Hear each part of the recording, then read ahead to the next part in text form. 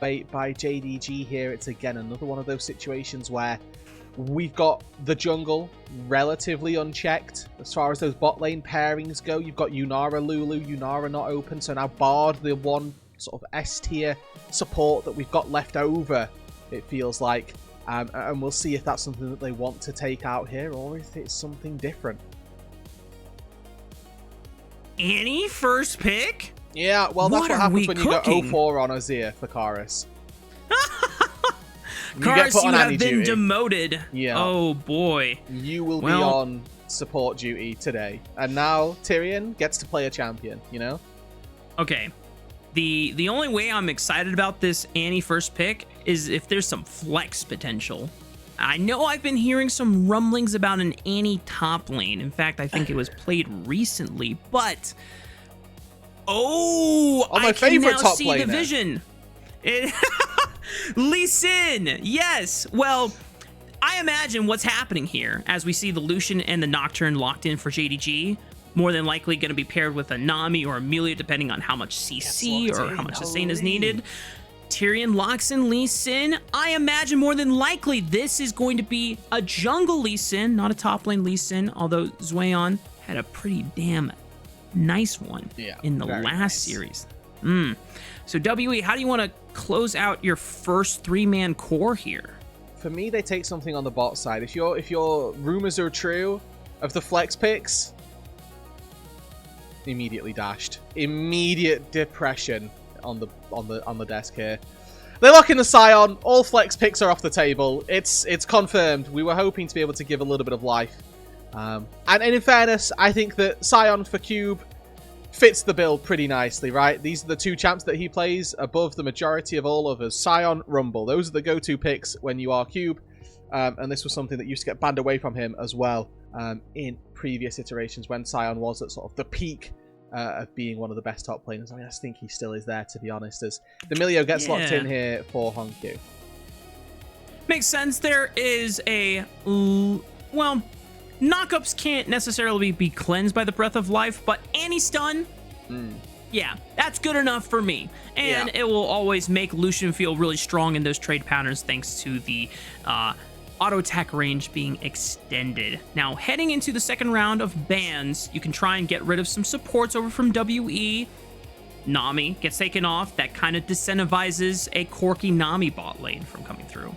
Yeah, I think Corki's still quite strong, can still take these trades, especially for about looking at the composition that he's playing into.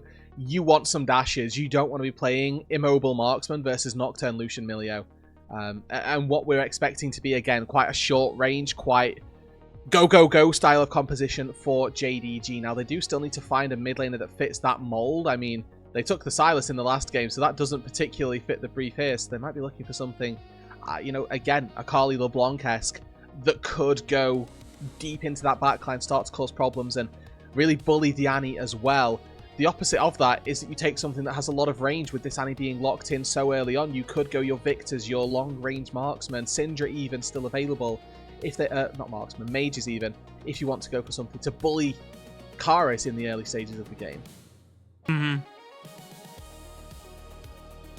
We already see a Gwen ban trying to protect Cube Sion levied against Xiaoxu, whereas JDG continued down the line of best in-slot supports that are available for Raafaa to grab. A Twisted Fate just to deny even more global pressure from JDG, which kind of makes sense if WE are trying to look for a fast skirmish style. Well, one way to kill that is just immediately Destiny and Paranoia showing up to create that numbers advantage. Yeah, absolutely. They take the Gnar into the top lane as a response. Reminder that going into this, JDG have got their counter pick of both solo lanes, so they know exactly what it is that they're playing up against, and they're going to have had plenty of time to work out what they want. With the Gnar here, again, fits the bill. They can go diving quite easily, and I like that they're holding mid lane here. As HongQ, if you are thinking of going for this LeBlanc Akali style champion, you need to see what the enemy bot lane is to know who you're trying to assassinate. It's about putting hand check in motion, locks in Kalista Renata down on the bot side, and now the gauntlet has been laid down. Okay, I mean, WE I wouldn't be surprised if coaching staff just went into the room and said, all right, guys, Cars Cube, you're going to be on basic champ duty, and we're going to give our rookies anything that they want. Whatever you want to play, if you want to just try and let your hands do the talking, go for it. Okay. Your solo laners are going to try to support you as best as possible. Okay, I love the spice from WE. Okay, let me preface this by saying that if they fall even an inch behind, they lose the game. This composition has no scaling components whatsoever, other than that the Scion is going to be a big tank. That, unfortunately, doesn't mean anything when you've got no damage to back it up. And there's a world where Kalista can skeet and skate around these team fights, but it is so difficult in the face of a Lucian who's going to start check you, a Nocturne, a Gnar who's going to be able to slam you into a wall, that actually finding those fights is going to be so incredibly difficult. It's just much easier to say, this composition scales like doo-doo. What I imagine WE have to do this game is they needed to get Karis to be willing to drop waves, even if he doesn't get the shove on them first. So that he and Tyrion can help get this Kalista online. Because I'm with you. This is a very, very snowball-y composition. But this is one of those comps where when I see a Lee Sin and a Kalista against me in solo queue, I'm terrified because I'm like, oh crap. These guys probably got some nasty hands. And it's time to let those hands do the talking. JDG are looking to sweep out WE and continue their run in maintaining themselves at the top of the leaderboard, at least in the top half of Group Ascend, whereas WE are still trying to find their first series win. We'll see how it all unfolds as we hit Summoner's Rift for Game 2.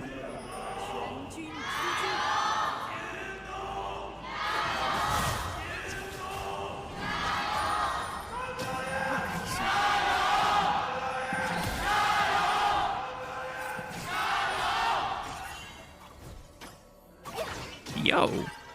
Normally, I'm always a big fan of the JDG hype man because he always sends it. But whoever was doing the WE chants was also matching that energy. I respect it.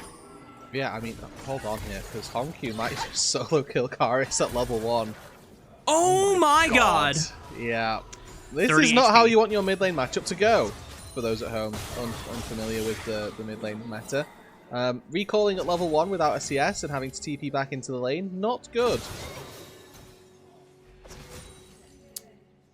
Yeah, not good for the snowball comp. No, not at all, Rude. Not at all. Tyrion has just barely finished his first camp and is already on his Krugs and looks mid lane and tabs. Why is my mid lane already forced to TP back? What happened? No potions, no teleport. Lots of problems is the situation in mid lane right now, as Flash wasn't burned, so a little bit of safety there, but Tyrion's going to need to get active on the map really early now to try and salvage this. Either he's going to have to attack bot lane by himself, or he needs to attack mid lane so that Karis can get bailed out and be bought some pseudo timers to look elsewhere with this Lee Sin. Meanwhile, JunJia is happily farming away, matching Tyrion's pace on the Lee Sin. I haven't seen anything that really has broken the mold in terms of, oh, this is an interesting clear path. So far, it's just full clears being matched by both junglers heading towards the bottom side. I mean, the issue with the composition right now for WE is, like you said, this is a hands check team composition, and the sort of problem with being 0-12 in the season so far in terms of game score, 0-13 now. The odds are that your hands checks haven't been going too well, and maybe this is just pure comfort for WE here, but this is a composition that relies very heavily on you being able to clear your enemies in that skill check. They have got prio down on this bot side though, so when Tyrion and JunJia meet, it should be WE with priority. Yep. HongQ also taking a base. Kind of dissuades JunJia from looking mid lane. You know what he will take? Are you just going to walk up and down smash Karis? Wow. Oh, I can kind of see that. But JunJia just walks through, pushes Karis off, says, don't check me, buddy. As he has control of this second crab. And with HongQ TPing back, he has a stack component advantage, should be able to get that push. And there you called it, Rude. Second Raptor camp invade. Here we go. Yeah, nice to see that he's on the timer for this. And And Tyrion, unfortunately, on this Lee Sin, not quite able to clear as quickly. Yuan, smite secures. So no successful steal here for JunJia, and he's yet to recall. So right now, Tyrion, massive tempo advantage on the map. He's got a lot more gold spent and has the ability to clear his camps faster now than JunJia can.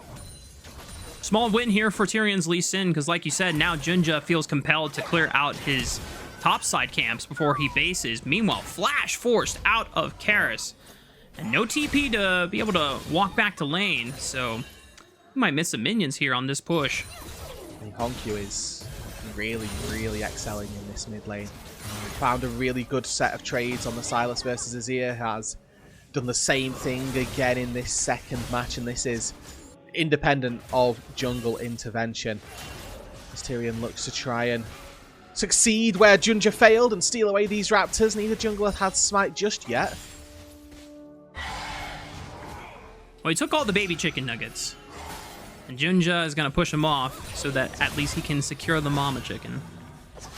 And right now, I'm looking at this bot side as well, Raafaa. This is not the way you want your Kalista Renata lane to be going. You kind of have to force these all-ins as best as possible, using that second health bar that the Renata W gives you. Unfortunately, Gala and Vampire have done such a good job at keeping their HP high that any chance at finding that fight type of skirmish just doesn't seem particularly reasonable at this stage.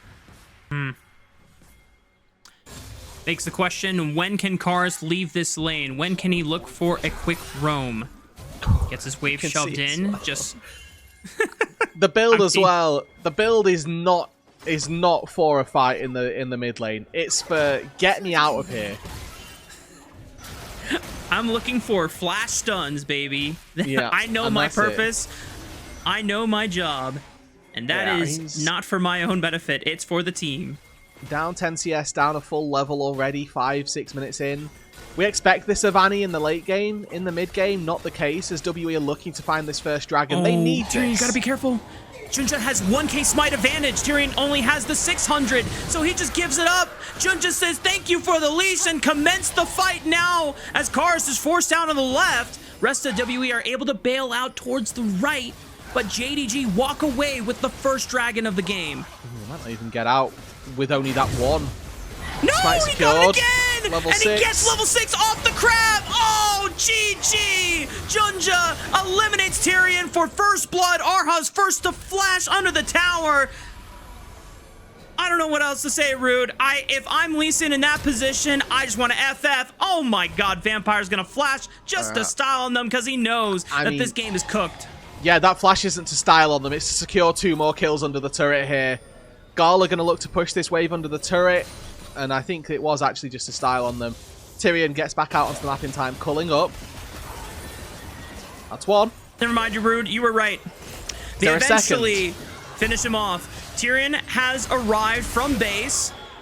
Okay, well, all right. Gala decides to a limit test there for the boys and see if he can give WE a little bit of false hope back in this game. It is less than a 2,000 gold advantage. I know we're kind of calling it early, but we cannot stress this enough, guys. When you pick Lee Sin, Annie, Kalista, you have to get an advantage. You have to snowball. And these early deficits are just completely untenable in this mid game, as you know, JunJia again walks in, finds a quick smite. Some small chicken tendy's going to go to the wayside, but it's not really a concern here. Tunneler already in the inventory. Feels really good about his state in the game right now. And, I mean, for Tyrion on this Lee Sin, 1-on-1 so far, but majority of that, the one kill came from Gala sending it under the turret. The one death. Compromise for his failed smite on the crab, so it's not looking good right now for WE, and this game doesn't get any easier as the game gets later. So what we may well see now from WE, and what I would expect and kind of hope to see, is they keep sending it. Because there is no alternative. The game doesn't get better. If you wait longer, you're not going to start winning by just stalling out. You have to take it while it's less bad. WE are going to have to give up resources just to force unconventional timers. and see if they can catch JDG by surprise. For JunJia, as long as his laners are able to play safe, then he can make punishes on the map like this, where Karis, still no flash, cannot survive the burst between the two. And Tyrion waited in that bush on the bottom side, could not find anything against Gala or Vampire, who did not allow them to get punished. Now Tyrion might be challenged on this red buff. And small thing here, but it is just really solid play by the JDG bot lane, right? You know that your jungler's taking the camp on the other side of the map. Oh, smite secure again by JunJia. Yeah, and this is just getting worse and worse as Gala and Vampire played it nice and safe down on that bot side. As soon as the Lee Sin shows up, they start playing aggressively again. Gala working towards his Essence Reaver as this first item, whereabout has only got those tier 2 boots.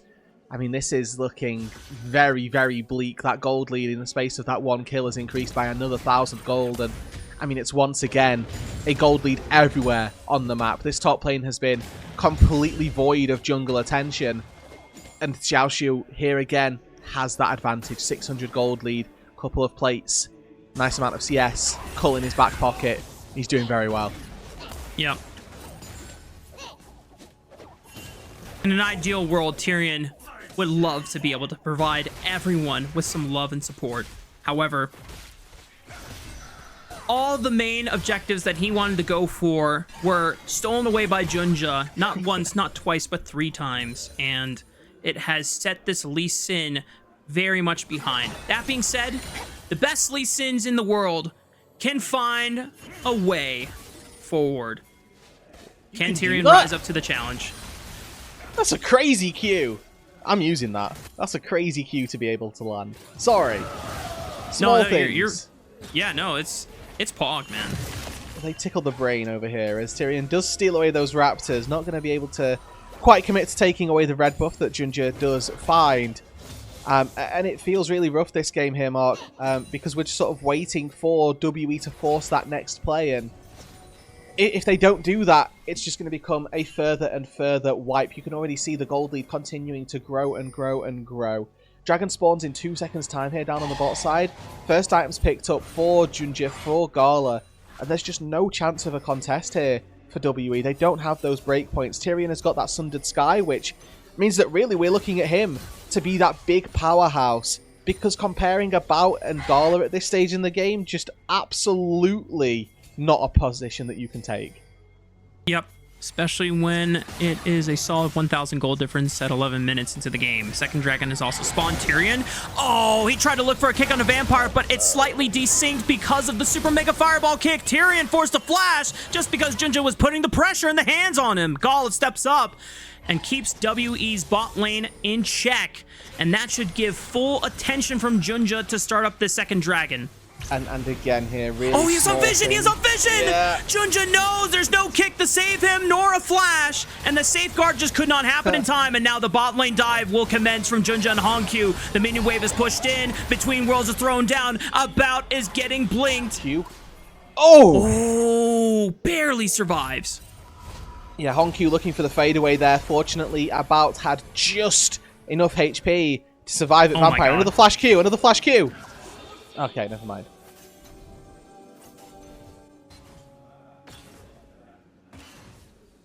Yep, you know, Raafaa, this game's chalked. Yeah. If he had killed About there, even though he doesn't kill him, because the death timer is so short of his low level, stopping his recall is effectively a death at this point. Just in I mean, it's a moral death. Like it is a moral death. About is in the bin, right? For a lack of a better phrasing, and it's really rough for the Kalista at this stage of the game, and it doesn't particularly get any better. So, I mean, WE, they've got another chance in about 2 minutes' time when that Rift Herald spawns. The hope is that they can get first items picked up on a couple of their carries, so they've got like a semblance of a chance at trying to take that fight. But you can see that Gala and Vampire, they're probably going to take this bot turret. You can already see on the minimap JunJia looking to use that experimental hex plate. He's got his ulti ready again. Raafaa with the R flash will clip Gala and Vampire, but that was a well-timed. Actually, there was no cleanse at all. No, it was a really good flash by Vampire, actually. He flashes down, and that means that Gala paths down to start hitting Vampire. Wow. Which just means that the Q goes wide. Usually in that position, you're expecting Gala to stand still and auto-attack. That's why Aha misses. Appreciate the explanation, because low-key, for like 5 seconds after it happened, I'm like, what did I just watch? But Big Brain Vampire understanding even a Kalista Renata matchup after not seeing it in what seems like centuries, after just getting Corki Nami, Ash Seraphine, Bard Ezreal for like 7 weeks straight. And, you know, Vampire's just like, okay, Kalista Renata, yeah, let me just check my notes here. In this scenario, I'm gonna, yep, I'm gonna do this. flash this Okay, way. this is the play right now. 4 Send people top boys. lane. Here we go. Okay, never mind. Oh, man. And just like that, I'm disappointed. Yeah. I was so excited, Rude. We all tensed up for nothing. We could have another 0-0-0 win, though. Right? We've had one already this split. So maybe Xiaoxu here is on for the second already. He could join the elite ranks of Hoya. Yeah. That's a prestigious place to be, honestly. Oh, JunJia. Oh, face check. Doesn't spell shield the anti-stun. Pops the paranoia, but he's got nowhere to go, and a flash is in vain because WE's mid laner still gets the shutdown. I mean, that was very close here. I did think... Is he gonna get out? Is he somehow going to survive one of the most egregious steps in the game? And fortunately for WE, the answer was no, so they get a little bit of a reprieve again. That Herald is up. Is HongQ in trouble? He flashes. Tyrion is able to close the distance, but will not go for the kick since it was already used. HongQ completely safe, but now has lost his flash. Yeah, the Milio nice and close as well, so a decent chance that the safety would have been there even if you'd have tried to like trade 1-for-1 under the turret or something. But first item now comes through. We've got Malignance picked up for Karis. We've got that Blade of the Ruined King finished for About, as now a TP down to this bot side. Xiaoxu, the 0-0-0 scoreline is in jeopardy. No, Xiaoxu, you gotta be able to protect it. And the best that he can potentially do is just make sure that he is denying as many assists as possible. But Tyrion will be able to lock him down, and Cube is already TPing to the top side because he's got a top tier 1 turret to defend from HongQ's Aurora. Unlucky. Well, the dream is dead, and for JDG, so is their top laner. They will secure the Herald on the top side, though, and continue to push the pace of this game. I mean, again, their composition, not with the best scaling, but it's just better. Will be able to do enough work, and like to think that JunJia will do nicely. As a good culling from Gala, chunks About to half HP.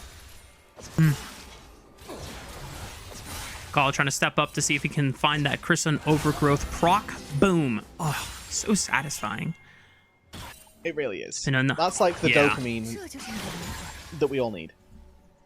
And it's been so cool, too, because it has kind of changed how fluid sieging works now in the current meta landscape. It used to be like, oh, we just want to burst down the turret as fast as possible. Well, now you're just more incentivized. Okay, let it build up, and then go in, one attack, boom. All right, I can back off, and we can look for a different play to set up as...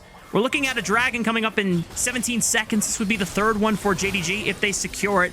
WE, remind you, in game 1, this is where they were able to turn things around. I don't know if they can find another magic miracle in the hat, as they were able to do, now down 5,000 gold in this scenario.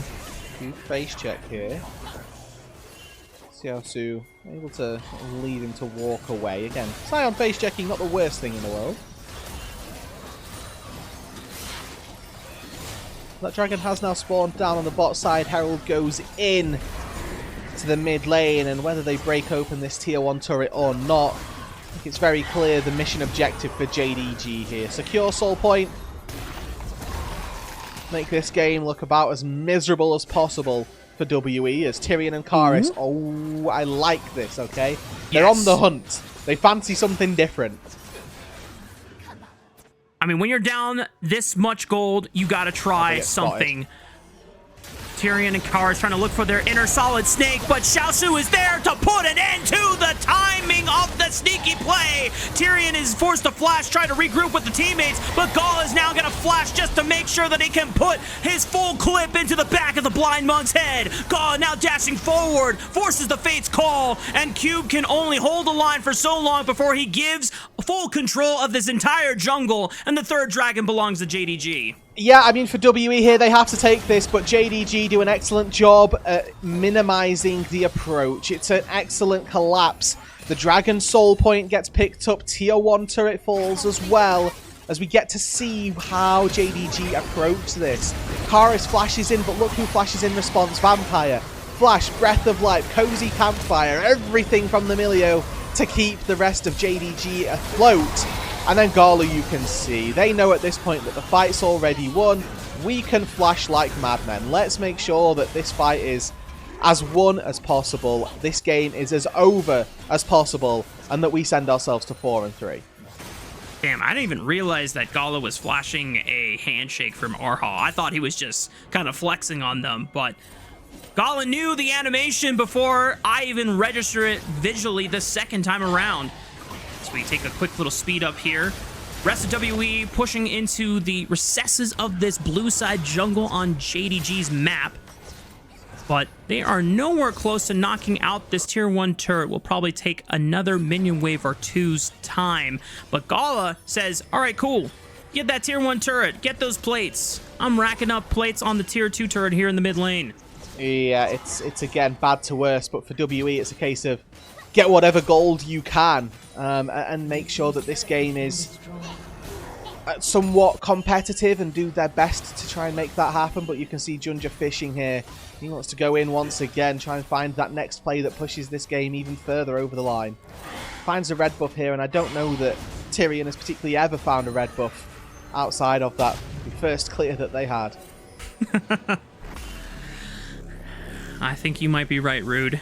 And something I want to keep attention to, I'm going to hold that thought that JunJia was going to send it onto Karis since he was solo on the top side. Cube is 0-0 and 0. I know we're not going to see a 0-0 victory, more than likely. What if we see a 0-0 loss? I mean, I think you're then joining a lot of people. Maybe not necessarily this split, but oh my word, goodbye. I mean, that's just not even close. Bailout comes through just to delay the inevitable for about. Raafaa flashes away, and Tyrion is trying to make his grand escape, but not enough safeguards are available in his kit to get out of the grasp of JDG's jungler JunJia, who has been just running the rift, not one, but twice in this series. And HongQ is gonna keep WE's attention checked here, while the rest of the map goes for the Baron. And I mean, you have to contest this as WE, but the issue is that they've just got no damage. Yeah, and you can't really blame them for that either. How are they going to contest with Sion and Renata with no ulti on the Renata? But this replay again, it's WE looking for something that we know at this stage in the game they probably can't look for, but they kind of have to look for anyway. And they do it when there's a Nocturne just in nearby, just in the periphery, and finds what is objectively an easy kill, an easy couple of kills with a 9k gold lead. 8-3 is your scoreline. Doesn't feel too far apart, but yeah, the gold gap will tell you something completely different. 90 seconds off of the soul. Still 2.5 minutes on that Baron, so likelihood is they're going to use this Baron, break open mid tier 2, break open bot tier 2. Make this game a done deal, nice and easy for them, and then make their way towards a soul afterwards.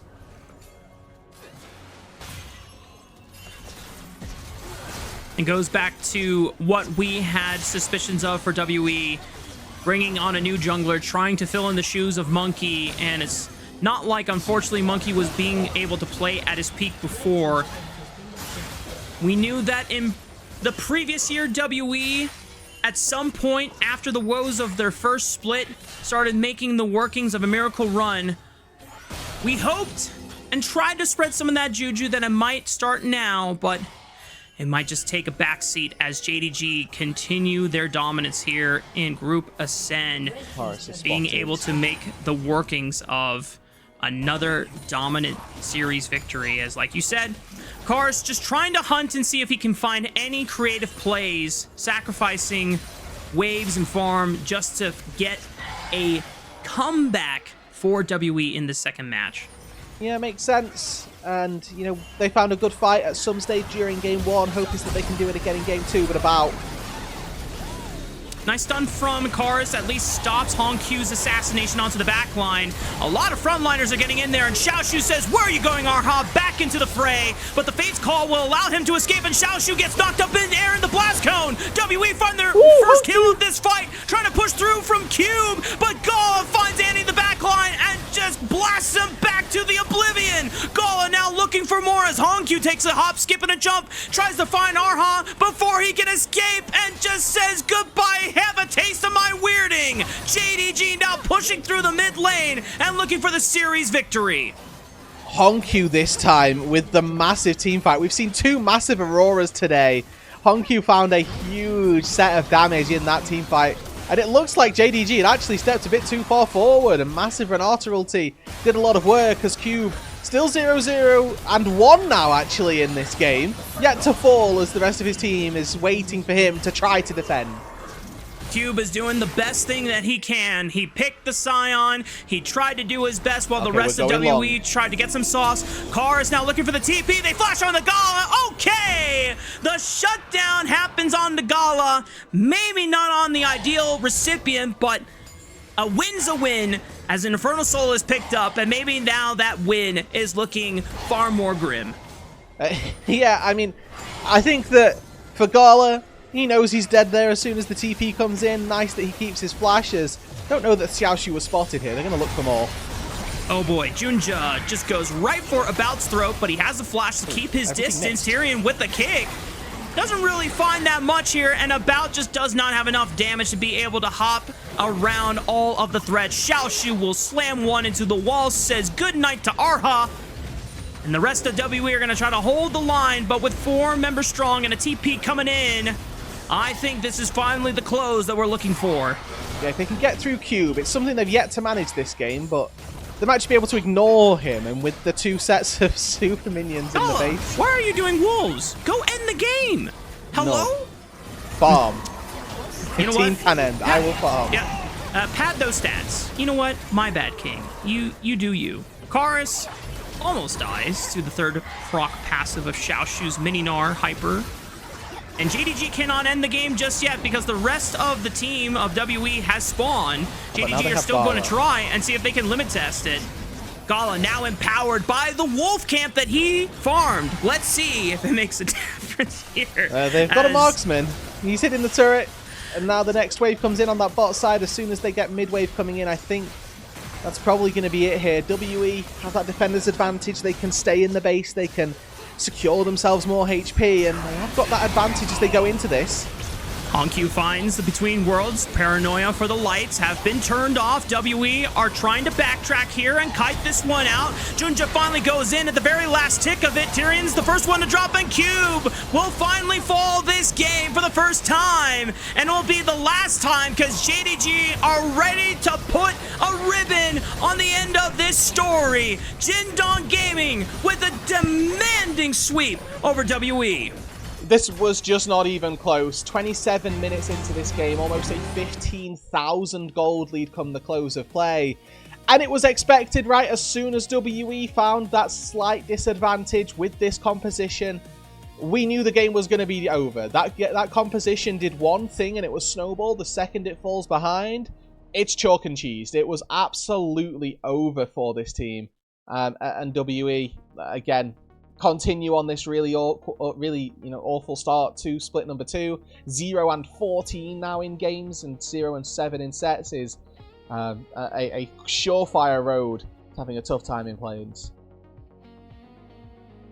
Really tough position for Team WE. 0 and 14 in game score. They have yet to win a single game here in split 2, let alone a series. And the series loss streak continues even over from playoffs in split 1. This team is in the dumps for sure, and we knew that for the teams that qualified to Group Ascend through Knights Rivals, this was going to always be a, hey, they're just happy to be here. But you look at Ninjas in Pajamas, who have completely rewritten the script for their position. Yeah. I mean, they're number 3 in the standings, and it's, you know, unfortunate for WE that they're not able to find the same mojo, but obviously different roster and their own different conflicts that they're trying to figure out and solve. Yeah, I mean, it's obviously, I think this is a tricky spot for WE to find themselves in. Tyrion came in, he's got a tricky task, right? Like the jungle that he played today, don't think was very well showcased. Nothing particularly special came from this that Monki hasn't tried before, but you know, top lane was losing the entire time. Mid lane, before even that impact could happen in this second game, was losing already, and that bot lane again, without really any jungle intervention, we saw the Lucian Milio handling the Kalista Renata lane without any problems. So is the question the jungle, or were they just hoping that something different in there would be able to give these struggling lanes a bit of help, a bit of support even? I imagine that if Karis isn't chunked heavily level 1 and then loses his flash and TP, maybe there's like potential that Tyrion can find some pre-level 6 timers to just like go and do some stuff, try and mess up JunJia's life in the jungle, or even attack mid lane, because the point and click stun guarantees Lee Sin to be able to play that interaction out. But oh man, I definitely feel sympathy for individuals over on WE. Cube is one that I rarely kind of give sympathy for, because a lot of times when he goes for counter picks, he gets bodied, and he's just unfortunately not nearly as good of a top laner as the rest of his counterparts in this league.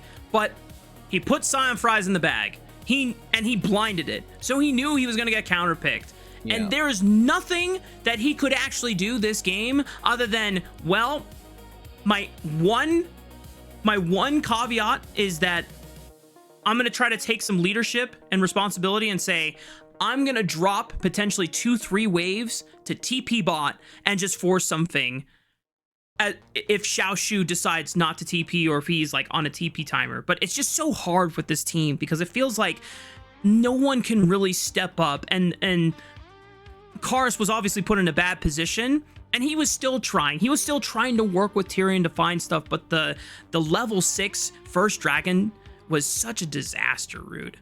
Yeah, there were so many so many problems from the get-go that WE were always going to struggle. I like the praise of Cube there in the end. I think actually that, you know, you're quite right. There's only so much that he can do as Sion in that game, but the rest of the team not quite up to the marker, and he bears the consequences of that. Well, we're not going to get a chance to see who wins player of the series just yet, since they have already commenced the interview, and we've got another series to prepare for and another pair of casters to swap out with. So I want to bid adieu to not only the chat and the production team, but also to Rood, because we don't get a chance to cast with each other that often.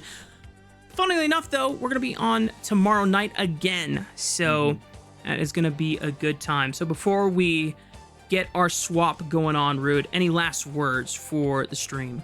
Yeah, I mean, it's AL versus Weibo Gaming next up, so you guys want to stick around. We want to see how these two teams that haven't yet quite fully found their footing in split number 2 of the LPL, how they can match up against one another here after we pass it off. Those are my parting words, Raafaa. Absolutely. AL would love to have a win and get some momentum under their sails. And Weibo, for them, can they continue the positive notes? We'll find out after this.